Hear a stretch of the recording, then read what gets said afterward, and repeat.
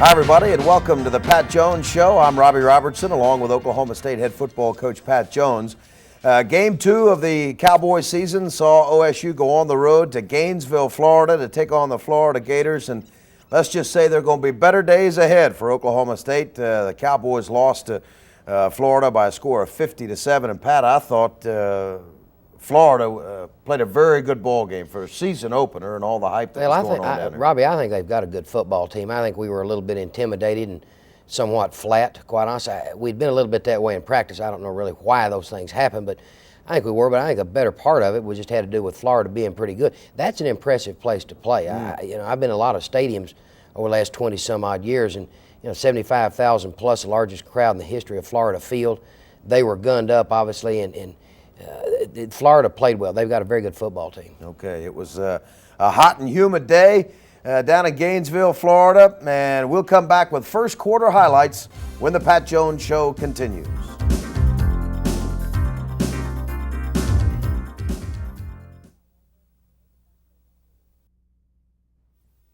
Game time on Saturday was 4 o'clock Gainesville time, and it was 91 degrees, 81% humidity. Pat, pretty stifling. Well, obviously we worked out in the heat, but the humidity is something that was a little bit different for us. And again, I'm not trying to make excuses. That's obviously part of it.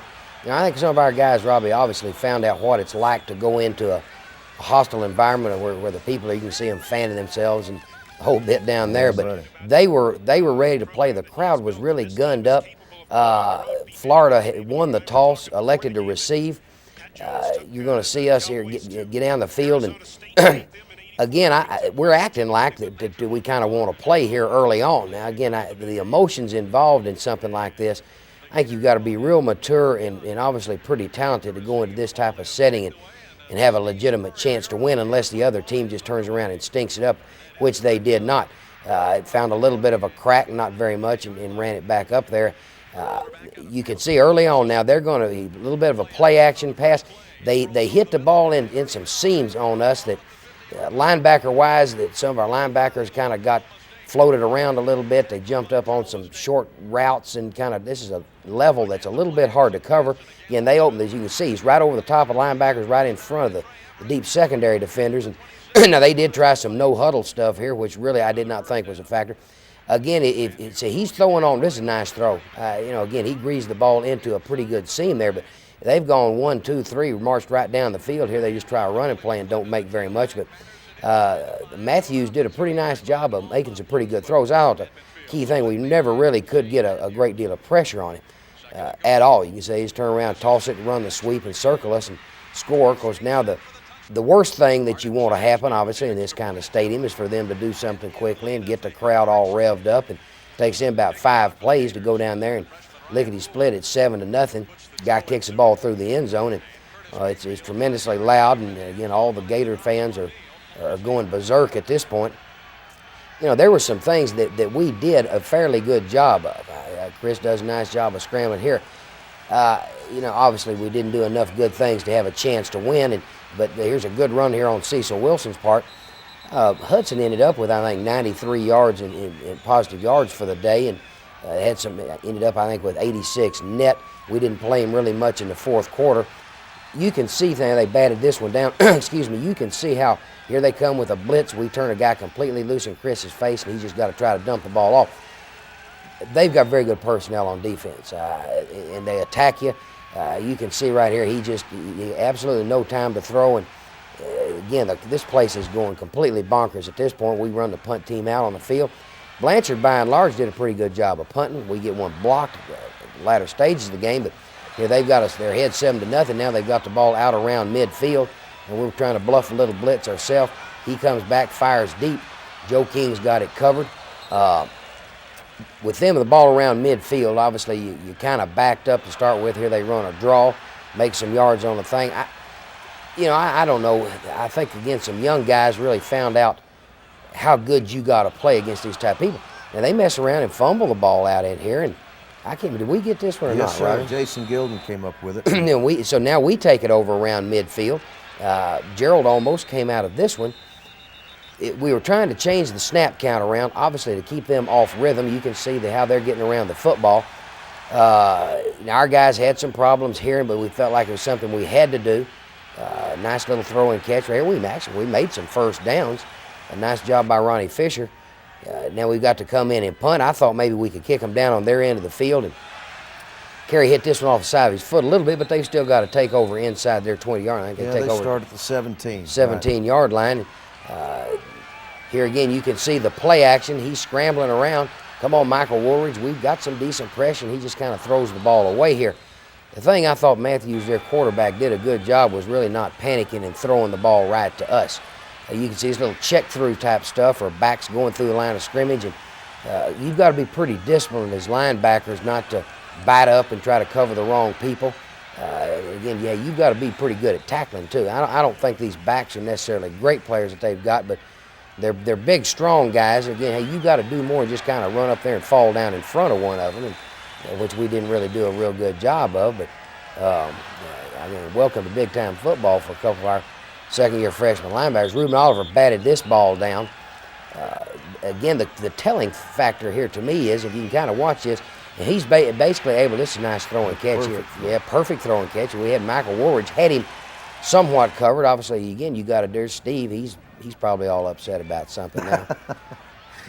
But, you got to play good, I guess, basically what I'm trying to say. They had a screen called, and we had it covered, and they dumped the ball away. They called grounding on us one time that I thought was a little bit later on. Was a fairly poor call. Take a look at this, because this was almost the exact same scenario. I mean, there's nobody within 15 yards of this. I'm not saying this changes the game anything, but I think you're right. I mean, we had a comparable situation and got grounded called. And again, like I say, it probably wouldn't have made a heck of a lot of difference there. Again, they're just running fairly simple stuff. And as linebackers, we've got to get back and set up and not bite on the people up in front of you and be a little bit patient. We got to get down and get ready. We're trying to run some man coverage down in here on their end of the field. And they ran a little bit of a pick play, and obviously we turned a guy completely loose. But Florida knows what they're doing, throwing the football. There's no question about that. They were a little bit more polished than I thought they might have been, considering they've kind of changed styles of attack from an I formation for the last several years to basically a conventional, quote, pro style of throwing the ball. Now we're able to bring this one back out. Florida's overall team speed tended to show up in the special teams. I mean, they've got quite a bit of it, obviously. We've been that way ourselves at certain times, not quite as much as we have right now. You can see them running linebackers through. It's really hit and miss with the running game. It's basically hit and miss anyway. If you're good enough at protecting and good enough at throwing the ball, there's some things you can do to this style of defense. Obviously, we don't have really anywhere to throw or anywhere to run right there. Again, the key to this is obviously picking them up. This is a pretty nice little throw and catch here. When we had some time to operate, we got a few things done. Now, that was not the easiest thing to get accomplished against these folks. Gerald bounces this counter play outside, and he's got a little bit of running room. The repeat coming up. I thought Hudson had a pretty good ball game. He cramped up a little bit late, but again, he had 93 yards plus. I think if we just insisted upon trying to get him 100 yards, we could have. We did not play him in the fourth quarter, but the thing that Florida does a good job of, with the exception of aside from just having very talented people defensively, is they're going to pressure you enough to where, again, it's really hit and miss, and you got to be patient and hope that you can pick them up from time to time and give them a bad play. Nice effort here on Brent Parker's point, but you can see they've got a lot of people around the football. Yeah, and they can run so well. Here they come. They're bringing both linebackers now, and Chris throws deep. I thought this was a good call. Against this style of defense, you got to be able to hit some stuff like that or get an interference call, which we did. That puts the ball down at the Florida 32-yard line. Well, this is a pretty good run. This is nice job, Gerald Hudson. Yeah, Gerald, see, they're not having just the easiest time in the world tackling Gerald when we can spring him. Because again, it's hit and miss. A lot of times they hit him before we could get started, but hey, it's 14-0. We got a chance now to get back in the ball game. That's the end of the first quarter. We'll come back with second quarter highlights in just a minute.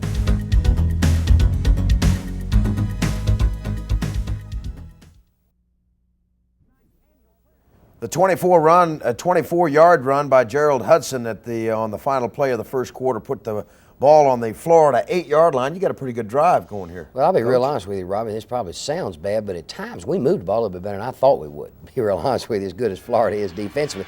You can see here now the second quarter starting, and we try to run up inside, don't get anything. This stuff here, we had enough bobble snaps. Because guys are sweating and hands were sweaty and this sort of stuff right here. This is a nice route by Curtis Mayfield. It was pretty obvious to us or to me that, Curtis Mayfield is a very good player. I think he had 11 catches. I think it was 7 catches or something like that. 7 for yards. Yeah, for 110 yards. I mean, he's a guy that against any level of competition is going to stand out. This was a nice route, a nice throw by Chris. And right now it's 14-7. We come in, kick the extra point. Nothing makes us feel unusually good about it, but we've kind of battled back into the ball game. It's a 75-yard drive. Yeah, again, at times we did some things, and I think this is a very talented Florida defensive unit.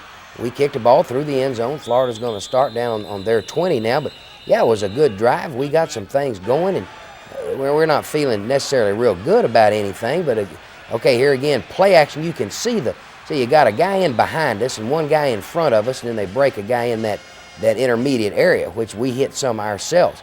Now they run a little sprint draw. Okay, nice play by Ainsley. Again, these backs are quite a bit better than what we were attempting to tackle or what we did tackle a week ago.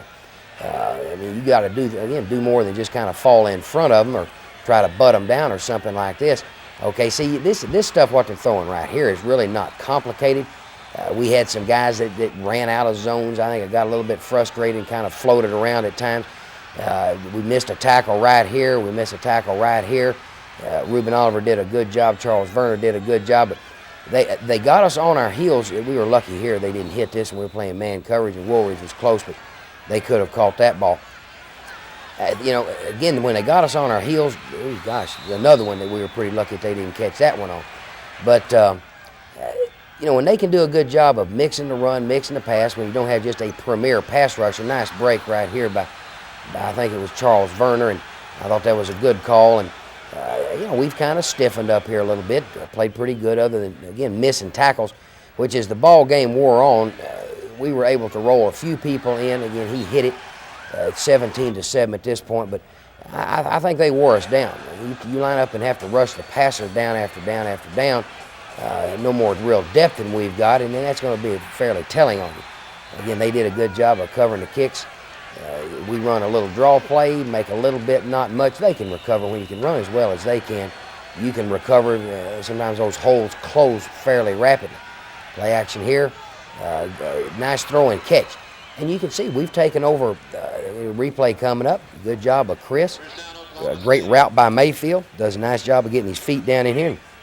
Under very, very tough circumstances, we've moved the ball out from the 20 to the 40. Now here again, that's why I say it's hit and miss. You turn around and pitch it, and you get hit about 3 times before you can get to the line of scrimmage. Here they've got a blitz on again. We get it out. They did a great job of covering it. And that's why there are reasons that they led the Southeastern Conference in defense, and there goes one of them right there. Third in the nation last year. Third in the country last year, and they're probably a little bit better. They've changed styles of defense a little bit more. And with guys this good, you can lock on and play man-to-man coverage and haul off and run linebackers through and that kind of stuff. And unless you're pretty good, it's a long, tough day, which it obviously was. They're hitting this stuff. We're not disciplined enough with Ainsley and Nobles in particular, with those linebackers. Again, you just kind of got to sit up and be a little bit content with them making that kind of throw right there. Okay, here they run a reverse. We make it. Jason Gilden makes a nice play. Didn't make the tackle, but made a nice play, good effort on Chris Calhoun and Eric Garman's part. You can see now we're coming back. We've got some people. Oh, this was a big hit here by Mike Clark. Replay. I thought kind of at this point, it's 17-7. I thought maybe this might get us stirred up. Bang! Hello, Florida Gator right there. This is the kind of stuff you got to do consistently if you're going to win a ball game. And obviously we could not do it consistently enough, but we have stopped them. They come in and punt the ball, and we're going to take over on 20-yard line. I think, Robbie, correct me if I'm wrong, this is where we get the grounding call right in. This was a pretty important turn of events right here. Chris is hung up, throw the ball out there. There's a guy down the field. See, of course, they're doing like us, and this thing got called. Right now, it's 17-7. What is it, about 5:20, around 6 minutes, something like that. Now, see, now we're running right on the lip of our own goal line. We make a fairly nice little run right here by Cecil, but you can imagine about how loud this place was at this point. We're running off our own 6-yard line at 17-7. See, they run a stunt right there, and we turn Huey Richardson, that's their All-American. We turn him completely loose. He sacks us, and for a safety, Chris had absolutely no chance to throw the ball. Now, again, this whole little turn of events right here, I'm not saying it was different to the ball game, but it kind of broke the thing open. Now it's 19-7. We punt, do a fairly good job of covering right there. Now they've got the ball at midfield. I think there's about a little over 4 minutes left. So they run a screen. Clarence Nobles misses a tackle. The guy picks it up and runs with it. We miss another tackle right there, right there, right there. Okay, miss another one right there. I mean, it kind of looks like a New York Life commercial at this point. Guys just trying to fumble all over the place. And now, they run up in there. The same thing happens here, and they've got the ball down. Again, what I'm saying, the turn of events with the grounding call, which backed us completely up. Now we get a safety. I don't know what was the call right here, really. It looked like we hit him and he fumbled, but I think this whole turn of events within about the last 4 minutes of the first half really blew this ball game open. Again, it's 17-7. We've battled around with them pretty good, kind of got back in the ball game. Now, bang, you take a safety. Bang, you miss a tackle. Now it's 26-7. And for those of us, the people watching this, you can imagine how loud this place was getting. Now, total swing of momentum. Again, I'm not saying this cost us the ball game or anything else, but I think as far as a big turn of events, this is when it occurred. Here's a draw play to Gerald, a little bit of running room, not a great deal. We're not going to try to do anything real crazy right here other than kind of get to the dressing room and reload a little bit. But if we could have gotten in at maybe 17-7, 19-7, you probably feel like you got a chance, but obviously that didn't happen. Well, and the Kerry Blanchard has to go back and punt. Florida had a possession, weren't able to do anything with it. Oklahoma State ran one play, and that was the end of the first half. Cowboys go to the locker room trailing 26-7. We'll be back in just a minute.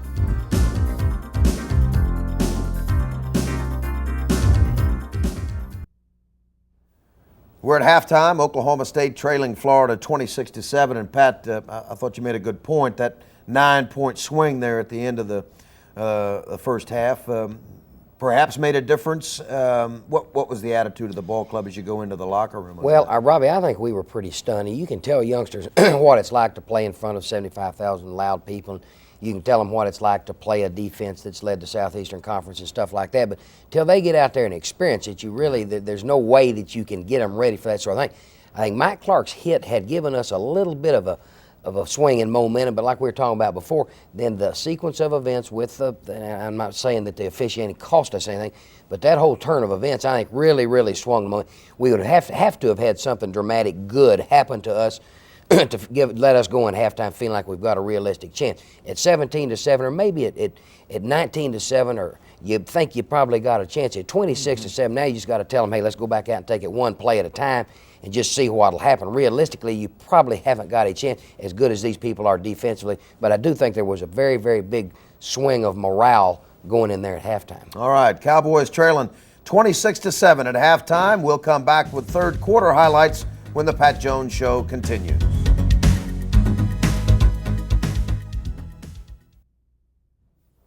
The Cowboys have the option to begin the second half. Want to take that ball, get on offense, see if we can get something going here, Pat. Well, again, Robbie, we had a 75-yard drive, and hopefully we can get the ball out there and do a little something with it. Now, what happens here is probably aside from us fumbling, is probably the very worst thing that could happen here.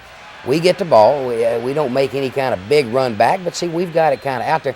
Now, we get a clip called on the kick return. Brad McComb clipped one of them. I think it's a good call. So now we're backed way up, run a counter play. Gerald bounces outside and makes a pretty nice little run. Picks up 10. But as opposed to having the ball to 30, you're starting way backed up. Chris comes out, we've got some time, dumps the ball off to Gerald. We've made a first down. That's why I say it wasn't like, I've seen us be worse on some things throughout the time I've been around here. Now, Chris, we drop the snap again, comes out, basically he's just running for his life and kind of dumps the ball after. We were extremely lucky this didn't get batted and intercepted. And now we're going back to throw. We've got some decent time here. Throws, Ronnie Fisher catches it. So again, we were not completely inept when we could get some very simple things. See, now this is just stuff you can't do. Now, I don't know whose fault it was, whether it was the centers, whether it was the quarterbacks. I think we got a little bit rattled here. Again, we were trying to change some snap counts. we're going backwards. Okay, here you run a draw. He's got some room to run. That boy, Gerald Hudson. I mean, this looks like real football right here. We've got a first down. Got the ball at midfield. Overcome a couple of penalties. I mean, for as many goofy things as we did, dropping snaps and all this kind of stuff, now we come right back, and again, this looks like a fairly decent football team at this point. This looks like a good football player, which he is. You know, we've overcome some real tough things right here at the second half. We've overcome a clip on the kickoff, and they turn around and run a sweep and just get completely stuffed. And here you can see they're swarming us pretty good, but you know, to our credit, we've driven the ball right from our own goal line out to around midfield. Great effort on Brent Parker's. That's a great job, Brent Parker. You're going to see a repeat of it right here. So that's why I'm saying, I mean, I've probably seen us more inept at times. Now, that doesn't do you really any good, but I guess from the standpoint of being able to get a few things done, we did. Parker's giving good effort. Nice throw on Chris's part. Here he is going back here, overthrew Mayfield, and had him open and overthrew the ball.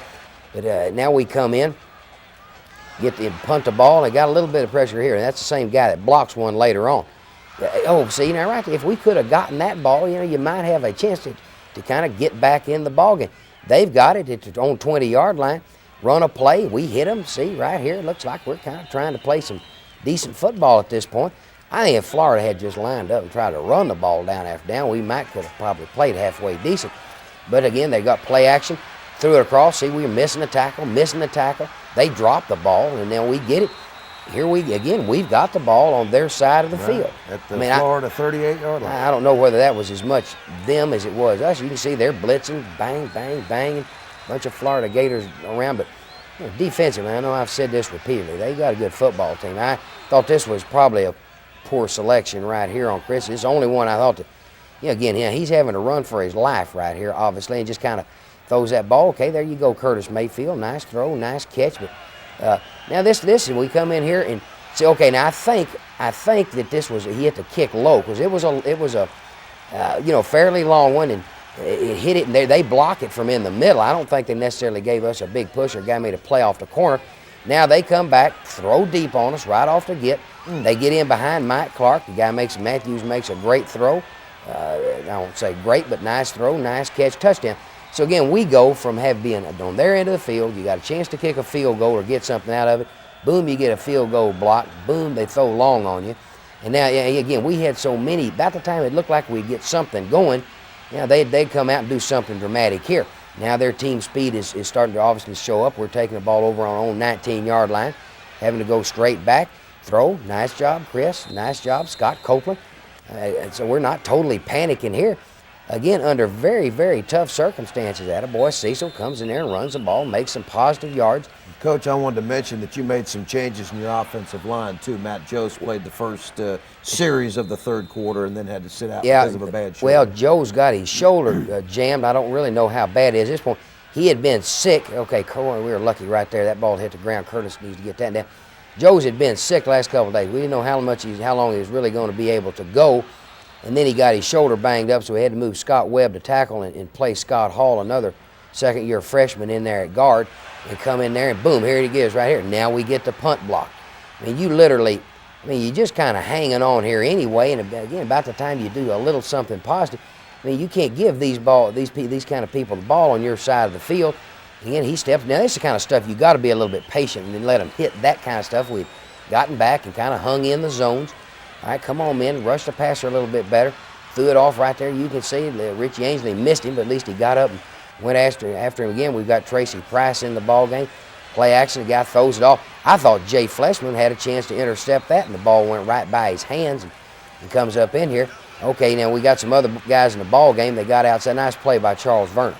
Nice tackle, Charles. That looked like real football right here. If this doesn't, they come in there. Come on, Tracy Price. We got to go out there and go after him. Again, you give them the ball on our side of the field enough times, you're going to get beat 50-7. I mean, this is kind of stuff. It's 40-7 right now. I mean, you can't go get kicks blocked. I mean, you can't do those kind of things. If you do, you're going to get yourself hammered. But and that's why those things do occur. You got Ronnie Fisher in the ball game. Nice little return here on Fisher's part. I thought he did a good job of fighting for yards. and we've got the ball up around the 30-yard line. Now you've got Earl Wheeler in at quarterback. We got Earl in here. We again, a good run here. That boy Gerald Hudson. That's a way to fight for extra yards. We put Earl in here. Of course, this is kind of Robbie's spring practice and two-a-days all wrapped up into one here for Earl. In front of 75,000 people are having a real big time. Yeah, but he steps up and throws it, and a nice shot, Earl. Good catch on Mayfield's part. Again, we're going to see it. Probably the most impressive thing. Good job of sitting up in there. Good job of stepping up and let the rush go by you on the side. Good job of throwing it to Curtis. Earl, which we'll see here a little bit later on, does a fairly good job of avoiding the rush. Now we should have caught this ball. Shannon Colbert. We're trying to play as many of these young receivers as we can. Shannon Colbert and Charles Johnson. Again, Earl just kind of turned around and fired this ball. Great job of Curtis Mayfield. The one thing that it does appear, and we had to try to find out, again, Earl's getting pressure, and I don't know why these things happen, but he threw the ball out there. And he did a pretty good job of avoiding the rush. And, he looks like he can make a few things happen. I don't know. I would imagine this call could have gone either way. Right. I bet you in our league it would have been a real incomplete pass. In doubt, if you're in doubt, the officials in this league going to rule it incomplete. Now I'm not saying that was a big factor. Again, here they run the ball. It's over with essentially now. Morris, the quarterback. Florida runs a play. That is the final play of the third quarter. Florida out in front 40-7. We'll have fourth quarter highlights right after this.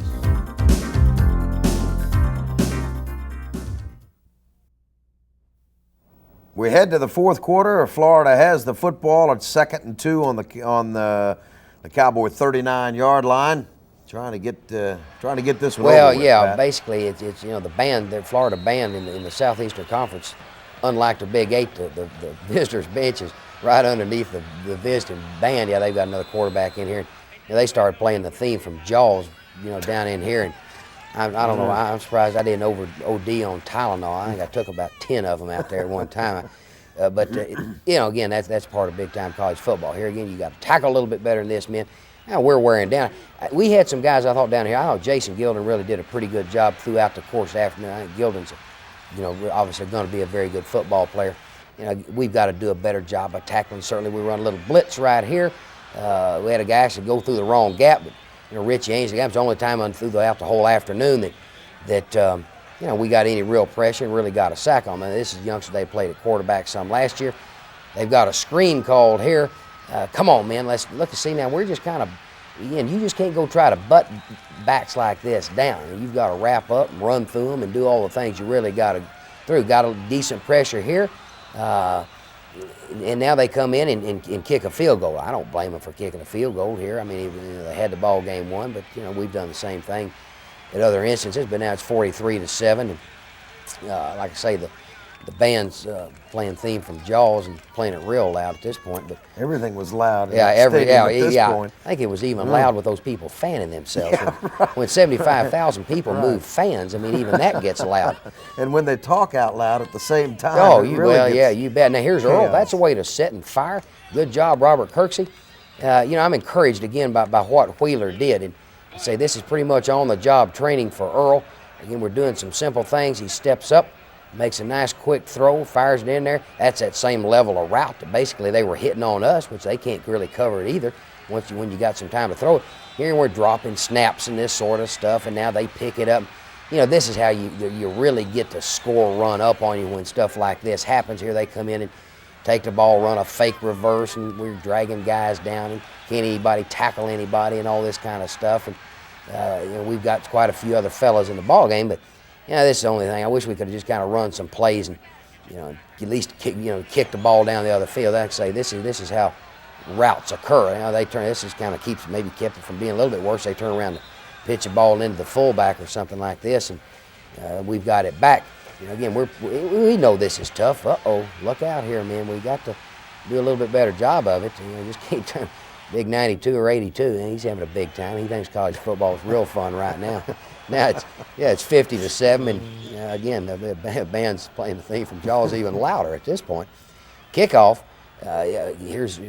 We've still got Mayfield in the ball game, kick returner. I didn't want to use Mike Clark. Curtis wanted to go ahead and do it. Okay, run a draw play to Vernon Brown. Obviously, they've got some of their second unit guys in the ball game. Some of their second unit people, pretty impressive looking athletes. Okay, good job, Earl. Nice job of going back and throwing. Good job, Brent Parker.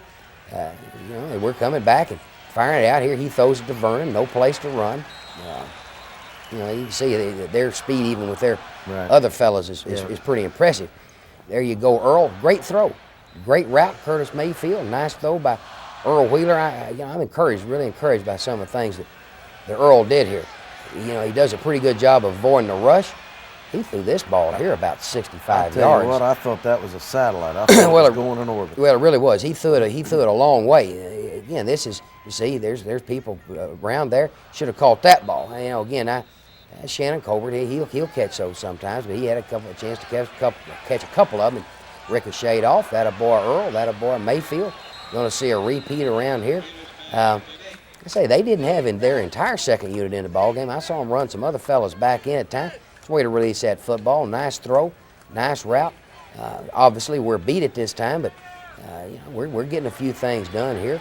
Earl runs a little check through. Cecil gets across and fumbles. We wanted Robbie to keep. We played some other fellas in here, but we wanted, in other words, to give Earl a chance. There's Charles Johnson, a second-year freshman. We wanted to try to find out as much about Earl as we could and try to keep basically as good a supporting cast around him without going crazy. I didn't want to get Gerald hurt. He was cramping up a little bit, stuff like this, but boom, there from the backside. I say this about Earl. He took some shots and jumped up. It didn't seem to, here again, they just turn guys loose on him, and that's not fair. That's real tough. Come in and Blanchard punts, and, again, it's been wrapped up at this point, but it's basically all over with, and I want to get back to Stillwater. Right, didn't we all? And Florida had another possession, but nothing happened. Coach Jones out there to congratulate Florida's first-year head coach Steve Spurrier. The final 50-7, and we'll talk a little bit more about it when we come back.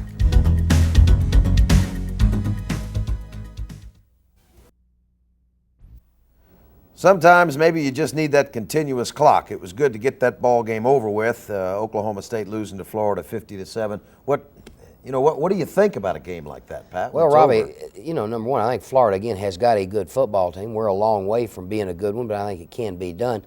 I really don't know the status of all our injured guys or banged up guys quite at this point in time, but again, things that stood out to me for us, Curtis Mayfield, which we'll talk a little bit more about. Again, we could have gotten Hudson 100 yards had we just wanted to go ahead and do it. I don't think that would have been real smart. Again, at the time we're making this show, we still got to evaluate further with the coaches what's going to happen with certain positions. Again, Wheeler did do some things that encouraged us. We've got some guys that are fairly good football players. We don't have a whole lot of them. We got some young guys, again, that had to grow up under real tough circumstances. And we're going to have to go into tough circumstances again before this season's over with. But I think we can show a film like this and say, okay, hey, this is the way the game ought to be played. This is the way the game ought not to be played. But there's no question that Curtis Mayfield is a good football player. Gerald Hudson's a good football player. Jason Gilden, Mike Clark. I can name some others. We've got some guys that are pretty good. Now, again, we've got some guys that have got to grow up rapidly, find out what this game's all about. We've got to take the positives and be able to build on them from something like that. I've seen us inept before. I've seen us more inept than this. Again, that means probably nothing at this point other than for us as coaches. But, we did do some things. We were our own worst enemy. You can't go out and have kicks blocked and that sort of stuff and expect to do anything other than get slaughtered. If we had gone out and, I think, played fairly error-free ball game, I still don't know whether we're good enough to go down there and win. I think you could have kept it reasonably close or within striking distance. Now, we're not good enough really to do that at this point, but again, we've got to be able to show that film to these guys and say, okay, hey, this is the way the game's played. This is not the way the game's played. Let's make it ancient history as quickly as we can. They're stung by it. Every guy's a competitor. You watch something like this, and we don't have to go in there and beat them over the head to realize that we got hammered pretty good. On the same point as a coach, I got to try to bring the positives of the thing out. We got an awful lot of football left. Again, now, so we'll just take the good parts, make it ancient history as soon as we can. Let's go on about our business. Get ready to practice and get ready for another ball game. You bet. It's really the only option you got, and there's no reason not to do that. That's exactly right. It's time for our play of the week, and it's really not as difficult as you might think. Curtis Mayfield had a very good ball game. He had 7 catches on the day for 110 yards and a touchdown. Well, we can see here, we saw this before. This is good protection. Good job on Chris's part. Nice route, nice throw and catch. Again, this is a big what if, but if you had enough time to protect against these guys, and with Curtis Mayfield, you probably could have gotten him sprung on some stuff, but they're talented enough, and we're not good enough to consistently do it. But again, on that field, Robbie, you all saw it just like I did. I mean, Curtis Mayfield stood out among a lot of good football players. He did some things against a very talented defensive football team that just not the average guy can do. Well, I thought the matchup there with Jimmy Spencer seemed to have or spent a lot of time trying to guard Curtis Mayfield, and I thought Curtis got the best of that deal. 2 catches in the Tulsa game, 7 in this ball game. I mean, he's a game breaker. He's a guy that you want to get the ball in his hands as much as possible. Sure, he's a guy that if he lines up with any football team across the country, regardless of how good you are, he's going to be a factor. Again, we've got to be smart enough and hopefully can get the ball to him enough times to let him be a good player, which he is. All right. We're going to come back when the Pat Jones Show continues. We'll have our feature. We'll talk about what's going on in the Big 8 Conference, all that, as the Pat Jones Show continues.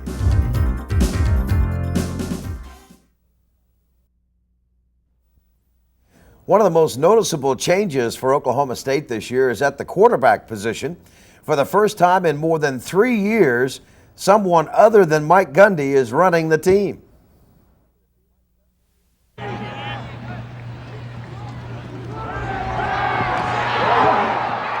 Playing quarterback on a major college football team has its drawbacks. It's a high-profile position and can be very rewarding. But when you follow Mike Gundy, people expect a lot. Chris Smith was named the Cowboys' starting quarterback well before the first game. He won the job over Kenny Ford and Earl Wheeler. Well, a little bit of a sigh of relief, a little bit of a burden put on me too, a lot more pressure then, and I was glad. It's been a goal of mine all 5 years I've been, 4 years I've been here, and I'm my 5th year, and I've always wanted to start, and that's what I've been working toward, and I guess if you work long and hard enough, it finally pays off. Smith has paid his dues. He is a 5th-year senior from Ponca City and has seen limited playing time until now. He did get a start last year against Kansas State when Gundy was injured. But in 3 years, Smith had completed only 17 passes for 211 yards. He had not thrown any touchdown passes and had thrown 2 interceptions. Yet the Cowboy coaching staff felt quite comfortable having Smith lead the team. I think I'm a good leader, and I feel like the guys, will work well with me.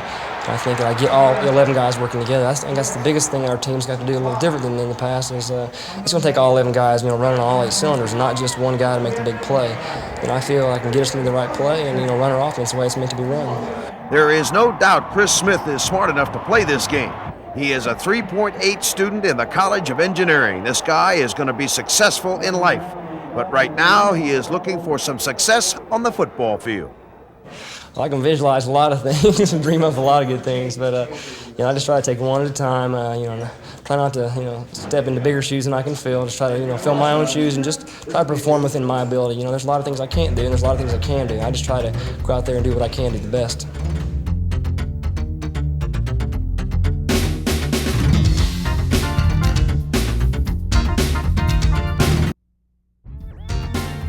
Pat, I know in talking to some of the guys after the ball game yesterday, and really some of the senior players, there's a responsibility that goes along with being a senior, a leader on the ball club, to kind of regroup the troops now and get ready for the rest of the season. Well, I've always told squads this, and of course, we hadn't gotten beaten this badly in a long, long time, although, again, I think we probably played worse at times. But, yeah, it's your responsibility individually, whether you're a senior, freshman, sophomore, to go out there and do the things you got to do throughout the week to give yourself a chance. But quite honestly, we had some guys float around in practice a little bit this week for whatever reason, and I think they floated around in the ballgame. Now, again, I'm not saying that was the difference or anything else, but at this part of the game at this level is obviously being able to go out there and work hard enough throughout the week to let it carry over. I don't think you can slop around much in practice. Maybe a great talent can, and you really don't even want to do that. But you go out there and prepare like you're going to play a ball game and then carry that over into Saturday. And quite honestly, I didn't think that we did that throughout the squad for whatever reason. And it's our responsibility as coaches to make sure that gets done. So, hey, if you're intelligent, you do it. If you're not, you don't. Okay. We're going to take a look at what happened in the Big 8, talk about the upcoming opponent when we come back.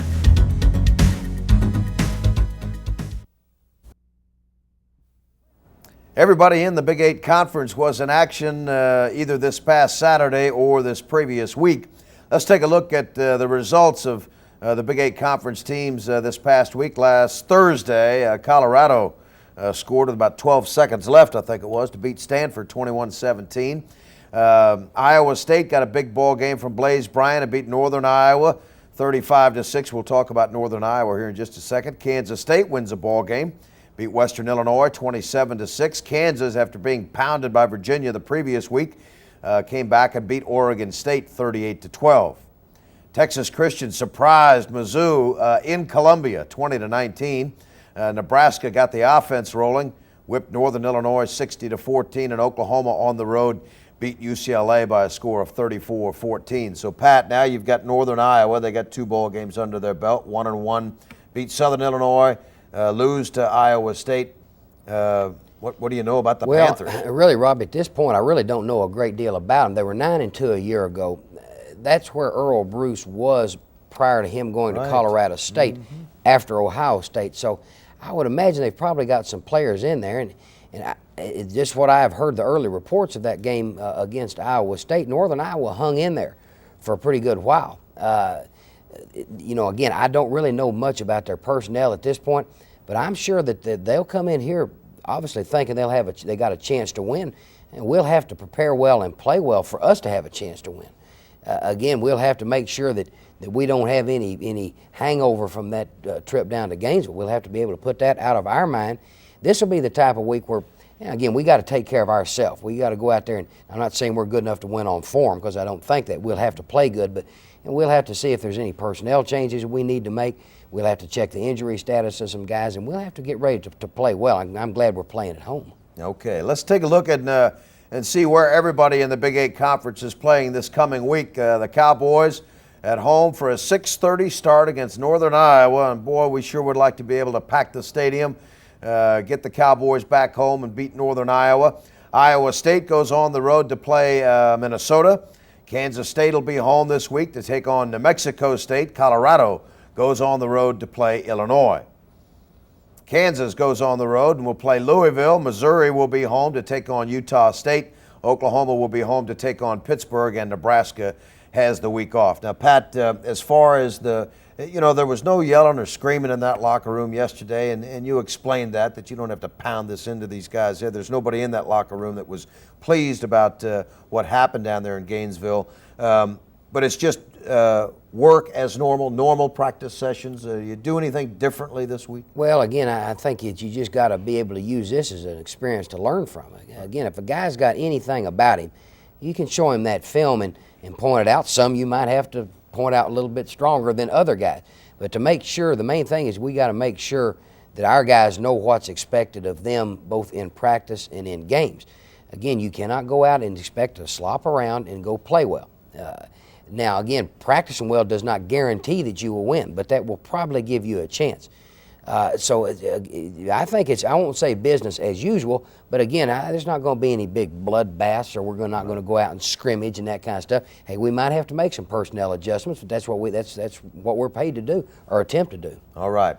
The Oklahoma State Cowboys will be home on Saturday to take on Northern Iowa. Kickoff is set for 6:30. Hope you can get to Stillwater and be a part of the game. Get there early. Have some fun before the ball game. For Pat Jones and Oklahoma State University, I'm Robbie Robertson. Goodbye, everybody.